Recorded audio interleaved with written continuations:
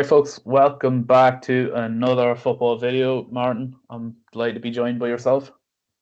Hi Ryan, how you doing? You had a good week? Yeah, very good week. And yourself?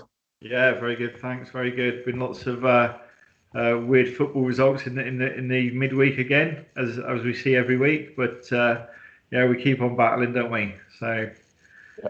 what have you got for me this week? Martin, this week I have Ipswich for you. Ipswich are going on a fairly good spell, in fairness. They've got new manager in Paul Cook.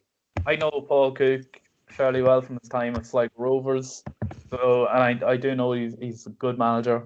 Ipswich are 6-4. They have won their last three, beat Hull, Doncaster, and Accrington. So they're beat Hull and Doncaster, who are both fighting out for that top spots.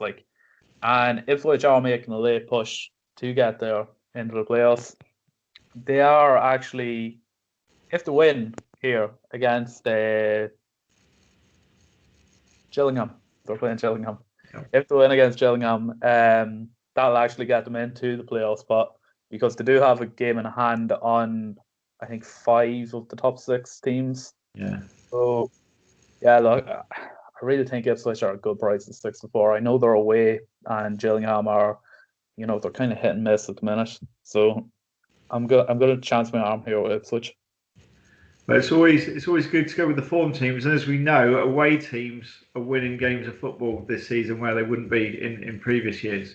Ipswich have come from nowhere. I was having a look at the table earlier, and all of a sudden they're like 7th place. They're 11 to 8 to finish in the top 6, and you think, wow, where have they come from? Because they've been mid-table most of the time. But anyone that can put a run together in this league seems to shoot up the table because everyone else seems to lose either at the weekend or midweek. Nobody seems to be able to keep that consistency going. Accrington Stanley are a good example of that. We've talked about them quite a lot on the show here. And again, they've not picked up points where you thought they would have picked up points over the last week. And the other team that seems to be making a move forward is Sunderland as well. They're now firmly in that top 6 area. Ipswich, a great example of a club finding form at the right time. And away to Gillingham. Gillingham are not a great side, certainly not a good side at home. So yeah, hopefully that's the first tick in the box. Yeah, and yeah, Martin, what have you got for me? Right. Okay. So we've done quite well recently. We again picked Burton last week, who managed to win for us again. Which was pretty good. I think they were away at Northampton. They're now well outside the bottom. Last week when we spoke, they were bottom of the league. They're now outside the bottom 4, and they even won. Did they win? I think they won in the week as well. So Jimmy's got them firing, and it looks like they're going to be safe. So the price on another Burton win is probably a lot smaller than it would have been. So I had a little look around to see what else was available, and I came across Southend. Now, Southend are 3rd from bottom in League 2, and in the week they lost to Cheltenham, who went top by the fact that they won. So Cheltenham went top. It was 1-0, and the goal was a penalty. So that immediately tells me that the Southend are very defensively strong, so they're not conceding a lot of goals, and they're organised, and this is supported in the fact that in February, they only, bearing in mind the game in the week was in March, if you look at their February fixtures, they only conceded 2 goals in the whole month. Bearing in mind they're 3rd bottom, they conceded 2 goals. They lost 1-0 at home to Bolton, and they conceded 1 away at Forest Green Rovers when they beat Forest Green Rovers 3-1. And they're the only 2 goals they've conceded in the whole month. And to beat Forest Green Rovers 3-1, given Forest Green Rovers are 2nd in the league, is no mean feat, 2nd or 3rd. Away from home in the month, Southend picked up 7 points from 9 points. And the teams that they played against for those 3 games were Forest Green Rovers, Cambridge, and Newport. All sides that were in the top 6. So if you forget about where Sunderland are, if you forget about where Southend are in the league, and you purely look at the results that they've achieved, you would suggest that playing away at Oldham, which is what they're doing on Saturday, you'd think they'd probably go there and win. Oldham have lost at home to Bolton, 2-0 this week, and in February they only had one game at home, losing to Barrow, who were second bottom, 1-0. In January they did beat Salford at home, albeit it was a 92nd minute winner. And they also beat Newport 3-2, and Newport had a player sent off after 14 minutes. So there's reason. So you can find examples in those games as to why Oldham went on to win those games. They also lost to Mansfield at home.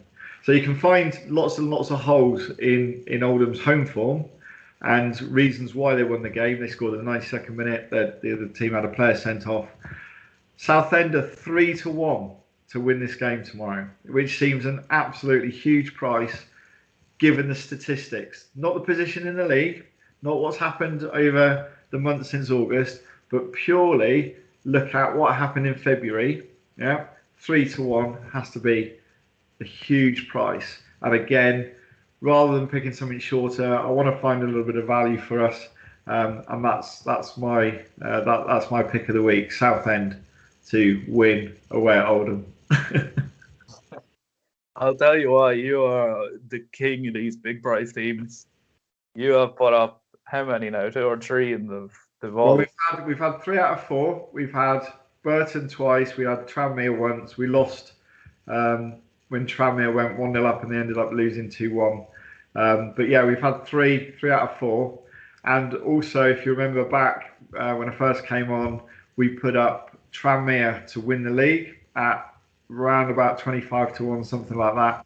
They're now 6-1. So if you had backed them at that price, you could be cashing out now and taking home some money, or sitting pretty waiting for that big payout at the beginning of May there.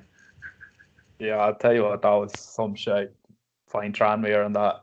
And I know you were very, very keen on them. And no doubt you have them at a bigger price, probably, do you? I have them at 50s, yeah. I'd say you are quite happy to keep that going till the end of the season. Absolutely. As I said at the time, I backed them at 14-1 at the start of the season. When I became aware of the price for them, when it was a time when Carlisle had loads of games in hand and they were sitting like second or third, and I said at the time, there's no way Carlisle are going to win all these games. In fact, they've won none of these games.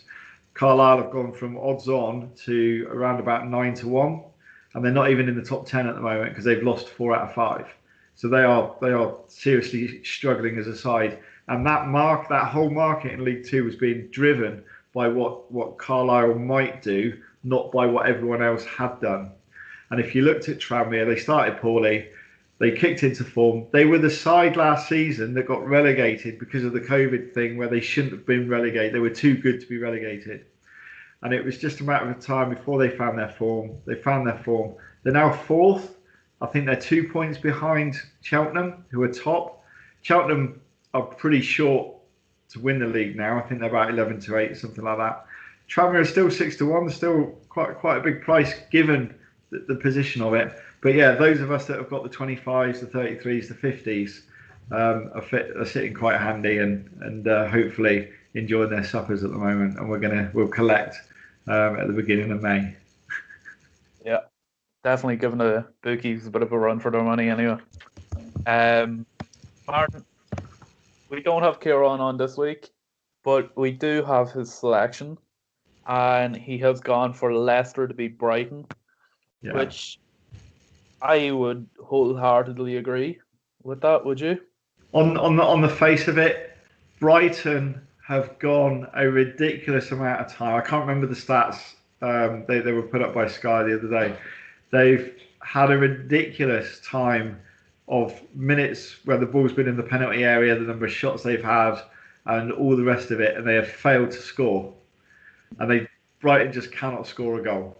In fact, they beat Liverpool at Anfield, which at the time looked like a good result, but it seems everyone goes there and wins now, so it it doesn't really matter.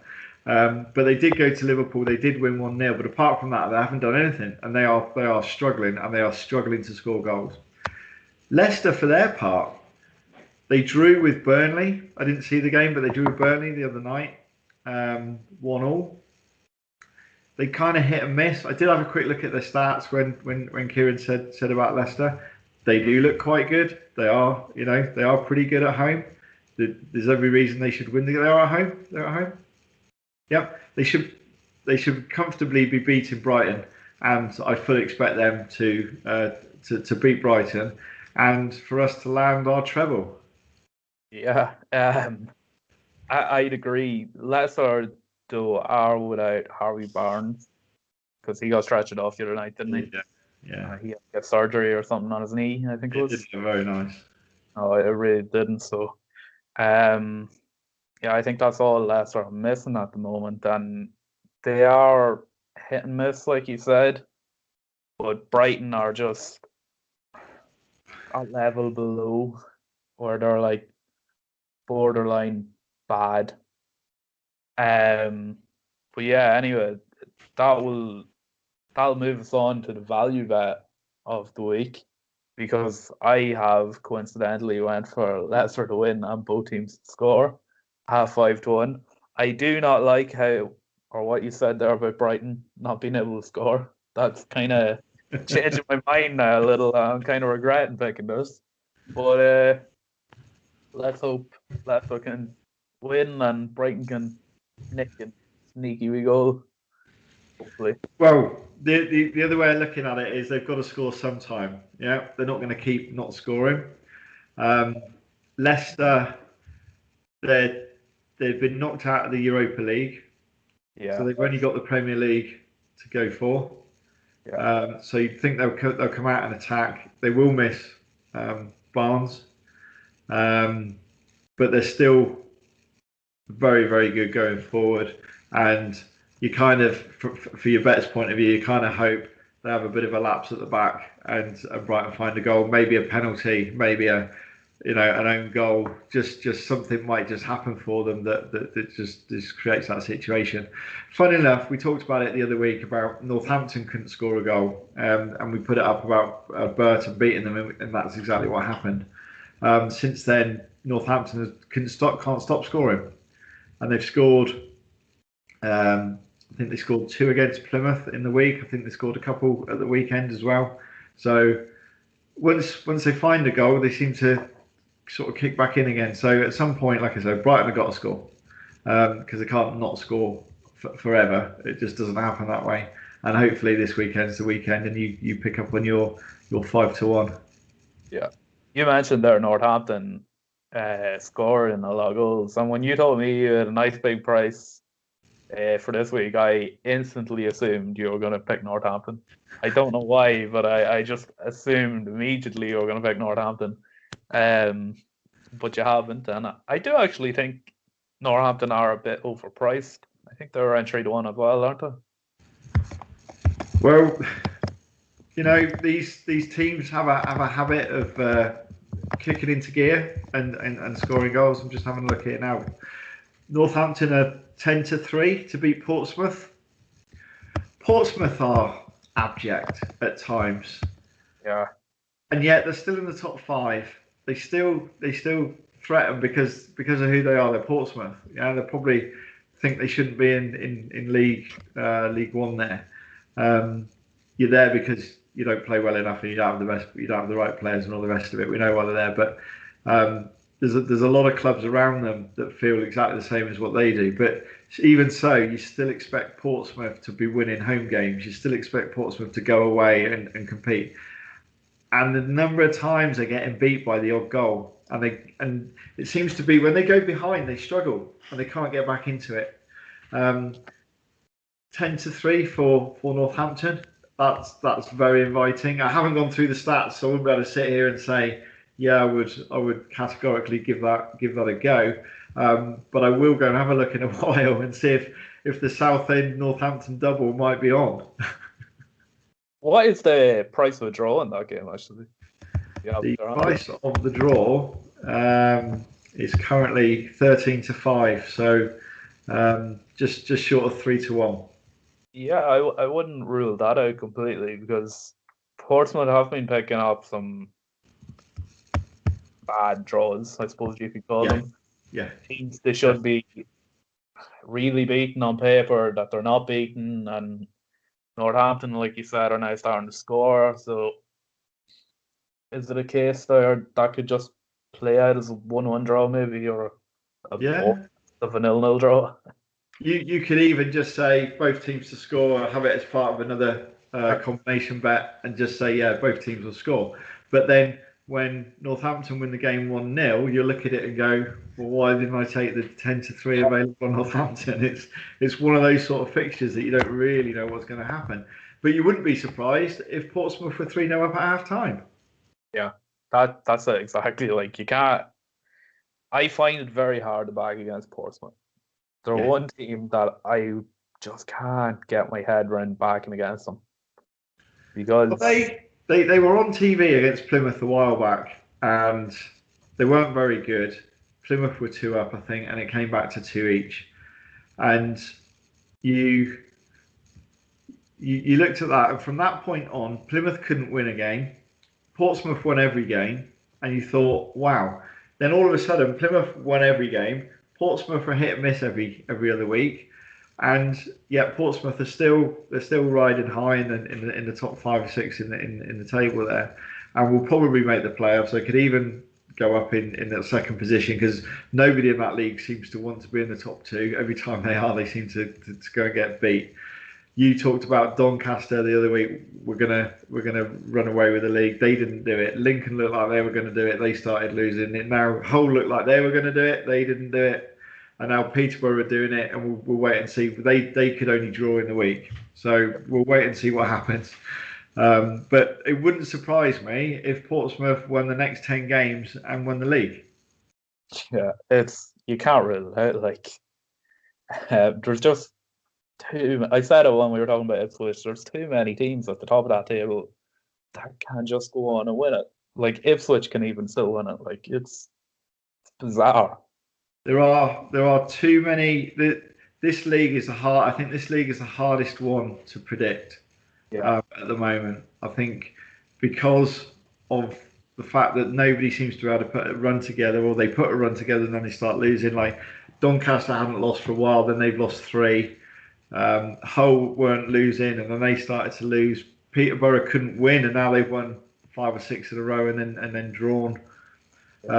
Ipswich have come from nowhere, as you said earlier. They're 33-1. If you fancy them to win the league, you can have them at 33-1 each way as a nice price, top 3. That could work for people. That's quite an enticing idea. I'd need to go and have a look at the fixtures a bit more to decide whether or not that there was a lot of value there. But any team that, like you say, can put 8 or 9 unbeaten games together is going to be in them top 3 and 4 places. Right, we'll move on. What's your value bet of the week? Well, my value bet's quite well. Thinking about value bets, and obviously I've put up Southend at 3-1, which is value in itself, really. But, so my other value bet is actually a 3-1 bet as well, and it's Doncaster and Plymouth, both teams to score and Doncaster to win. Quite simple, really. I think Doncaster beat Plymouth. I think they'll both score because I think Doncaster concede. I think Plymouth score. I think Doncaster will be stronger. Plymouth have had their run. They've beaten some good sides. They lost to Northampton. As a friend of mine said, Plymouth have gone back to normal. They got overconfident and they've started to lose games again. We'll wait and see what happens. I think they'll get beat. Plymouth will finish mid-table. Doncaster will finish in the playoffs. I expect Doncaster to win. Both teams to score 3-1. Same price as Southend, actually. The win on both teams to score marks are one of my favourites for these value bets because I do think there is an awful lot of value to be had in certain games. And, you know, your team could be winning, but yet they're not. The other team hasn't scored. So, like, you're kind of playing for both teams in a way as well. Like if you had it. Yeah, there's another interesting bet that that a friend of mine does, and I've kind of started doing it as well. And we pick 7 teams to score, just to just score a goal in 90 minutes. And if you pick 7 of them, you get round about 4, 5 to 1, something like that. Last weekend, I had 6 of my 7, and I was waiting on Shrewsbury against Bristol Rovers. And when you do that kind of bet, it's a bit of fun because you can sit in front of Sky Sports or BT Sport or whoever you're watching, and you watch the goals come in, and it's like playing bingo. You know, you like ticking the bets off as they're coming in. And then there's always one that doesn't come in for whatever reason. And you look at all the goals in all the games around the country and you go, why the hell have I picked Shrewsbury to score against Bristol Rovers? Bristol Rovers were winning 2-0. As it goes, Shrewsbury scored in the 90th minute.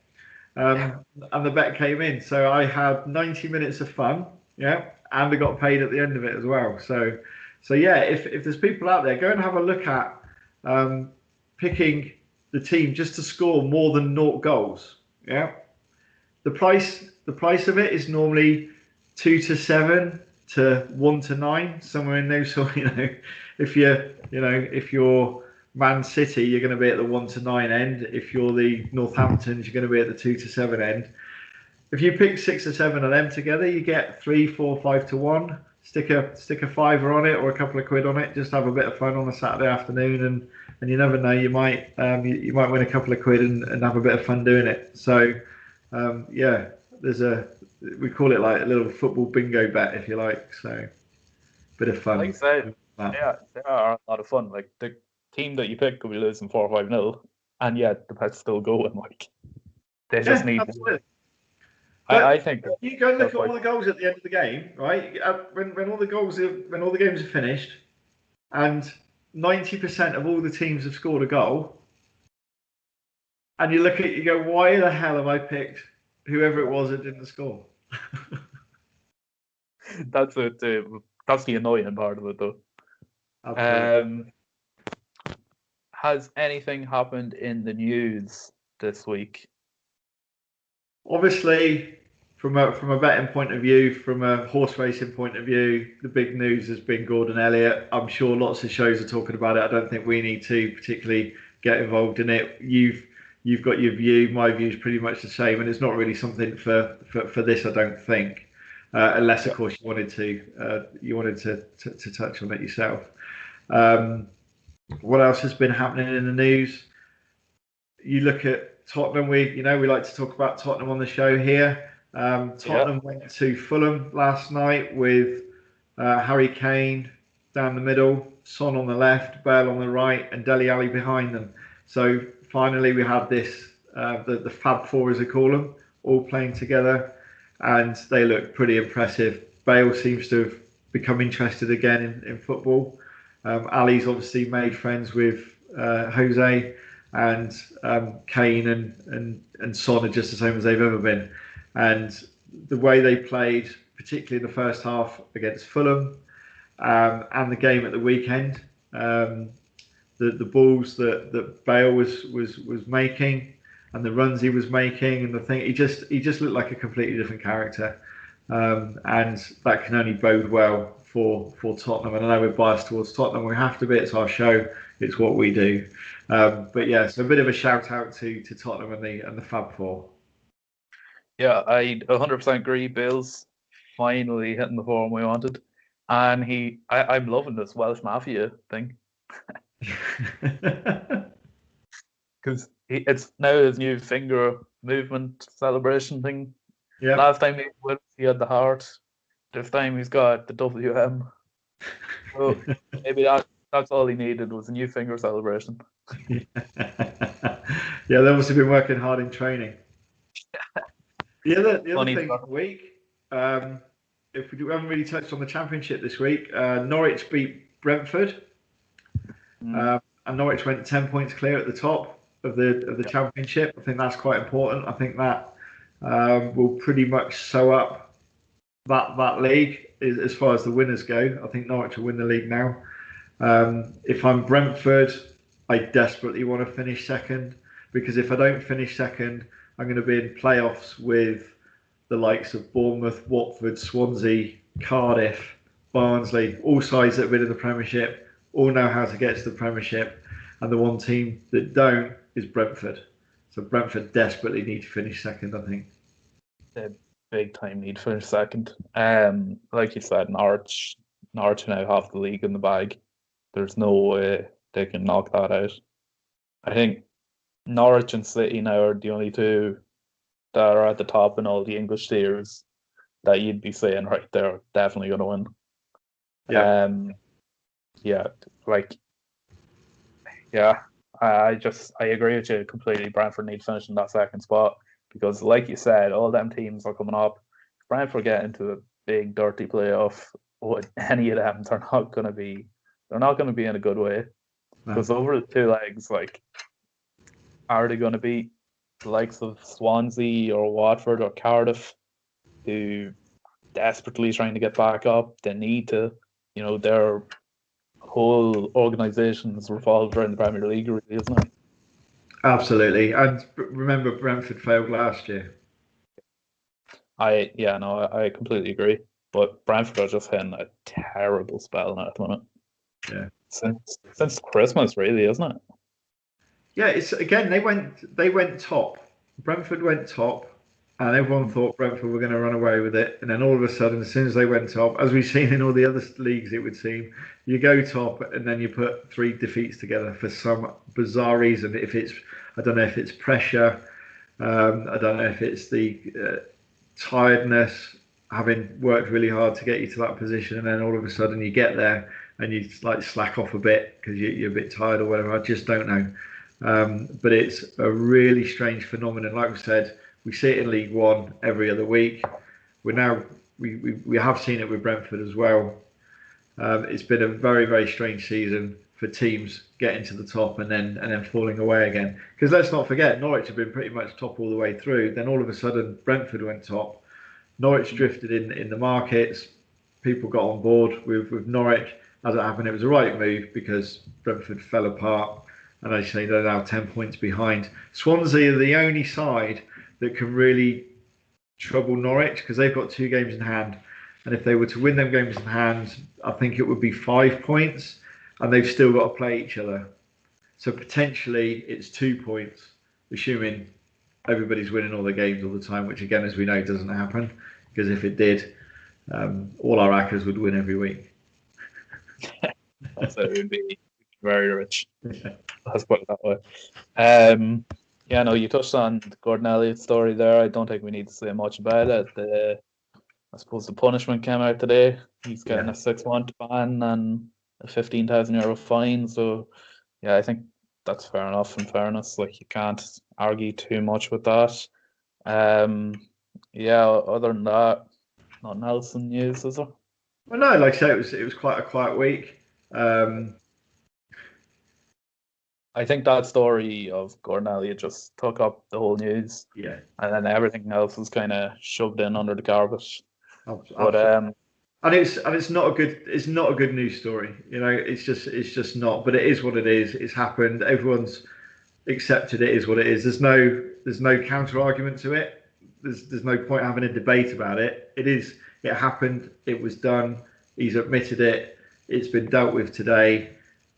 And we have to move on. And people make mistakes, but you have to let people get punished and then come back and get on with it. You can't throw them out forever. So horse racing has got a slight issue in the sense they've got one of their top trainers that's got the photo. The champion jockey in England is serving a drugs ban, and one of the leading owners in the world of horse racing reputedly is kidnapped his own daughter or whatever's going on in with Sheikh Mohammed. So when you've got 3 top people in the sport all creating a problem for the sport, it's not a happy place for the sport. And it's one of those sports where you're fighting every day against people that don't want the sport to be there. So it's a very, very bad time. Hopefully they're going to have a fantastic Cheltenham, a fantastic Aintree, and then Punchestown and Galway, and then the gates will open and people can go racing again, hopefully in the summer, to the flat meetings, and all this will be forgotten, and everyone can move on and enjoy the sport again.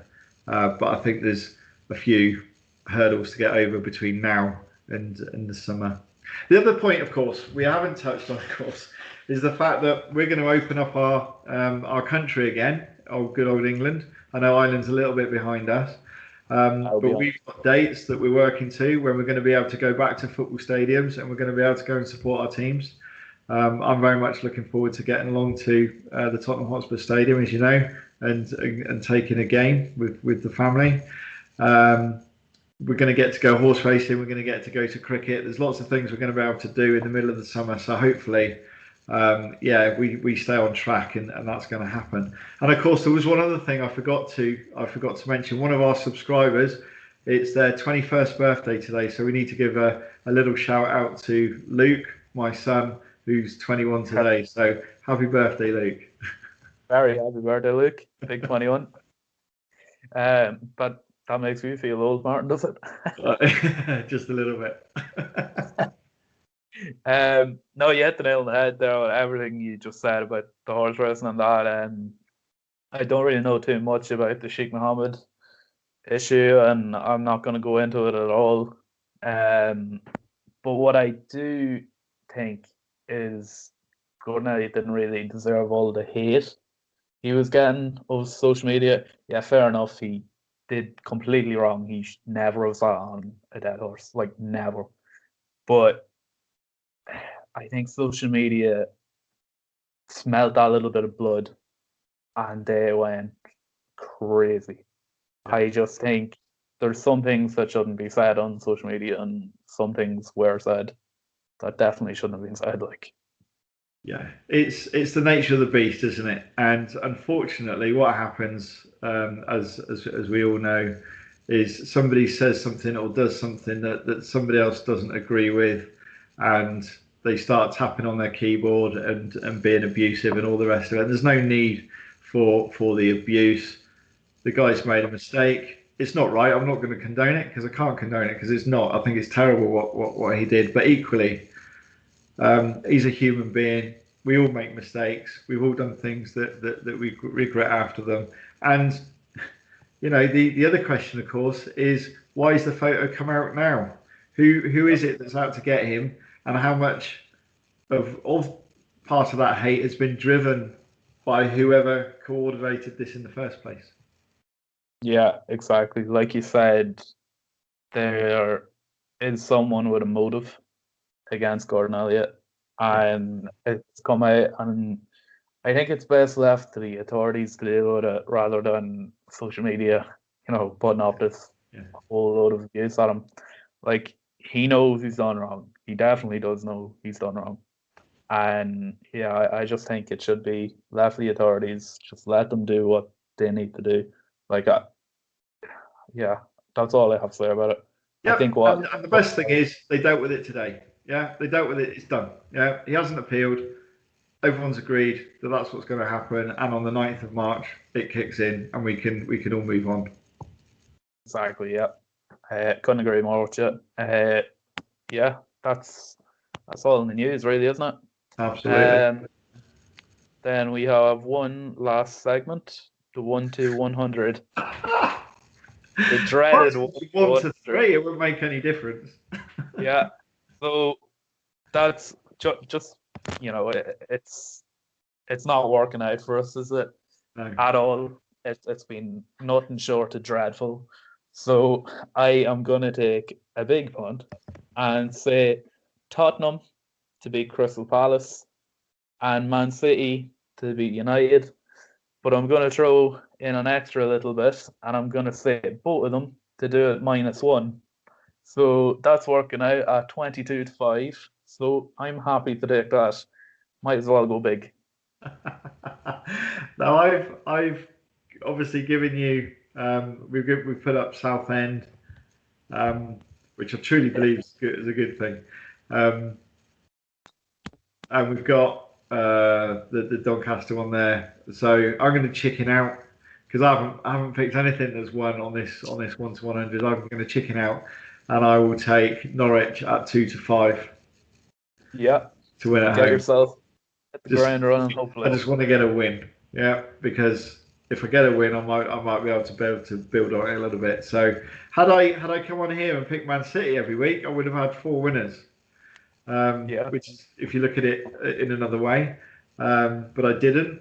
I picked all sorts of crazy stuff. So nice and simple. Top of the league, Norwich to win, 2-5. To be honest, I might be going back to that next week. Back to the nice, safe picks, I suppose. Wait till you see Norwich get beaten now. Because you put them up on. Absolutely, it won't surprise me. My other choice was going to be Hull at home to Bristol Rovers, but I remembered Bristol Rovers scored 2 last week, so they could well go to Hull and win. So. That's that then, Martin. Is it? Anything else you want to add? Don't think so. Nope. I think that's enough from me. I think. Perfect. Thanks, Martin, for coming on, and for whoever's watching, thanks very much. And be sure to hit that subscribe button. We're going to aim for 500 subscribers before Cheltenham. We're almost there. We've got like 39 or something to go, so hopefully we hit that in a week and a half's time. Yeah, keep clicking that button. That's it.